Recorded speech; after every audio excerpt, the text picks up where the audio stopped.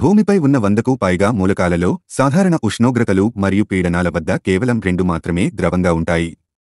ఒకటి బ్రోమిన్. ఇది లోహం కానిది. రెండోది పాదరసం. ఇది మెటల్. రుబిడియం, ఫ్రాన్సియం మరియు గాలియం వంటి ఇతర లోహాలు అరచేతిలో పట్టుకున్నప్పుడు ద్రవంగా మారుతాయి. మూలకాలకు అంతర్గత ధ్రువణత లేదు.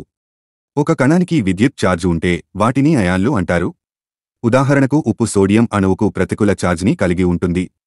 ఒక కణంలోని ఒక ప్రాంతం ధనాత్మక ఛార్జ్ లక్షణం మరియు మరొక ప్రాంతం ప్రతికూల ఛార్జ్ లక్షణం కలిగి ఉంటే అటువంటి పదార్థాలను ధ్రువ పదార్థాలు అంటారు. ఉదాహరణకు అమ్మోనియం అణువులో నైట్రోజన్ పరమాణువు కొద్దిగా డీబాండెడ్గా ఉంటుంది. హైడ్రోజన్ల ప్రాంతంలో స్వల్ప ఛార్జ్ నష్టం ఉంది. అందుకే పరమాణువును ధ్రువ పరమాణువు అంటారు.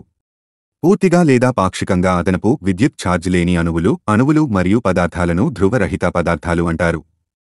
అయస్కాంత లక్షణాలు కలిగిన పదార్థాల ద్వారా అయస్కాంత పదార్థాలు ప్రభావితమైనట్లే విద్యుత్ ఛార్జ్ చేయబడిన పదార్థాలు ఇతర విద్యుత్ ఛార్జ్ చేయబడిన పదార్థాలచే ప్రభావితమవుతాయి.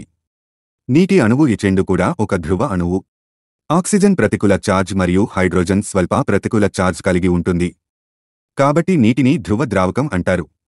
అందువల్ల అయానిక్ లక్షణాలు కలిగిన లవణాలు, ధ్రువ లక్షణాలు కలిగిన చక్కెరలు, ఆల్కహాల్ మొదలైనవి నీటిలో బాగా కరిగిపోతాయి. మెర్క్యూరీ నాన్పోలార్ అయినందున నీటిలో కరగదు. కలవలేరు.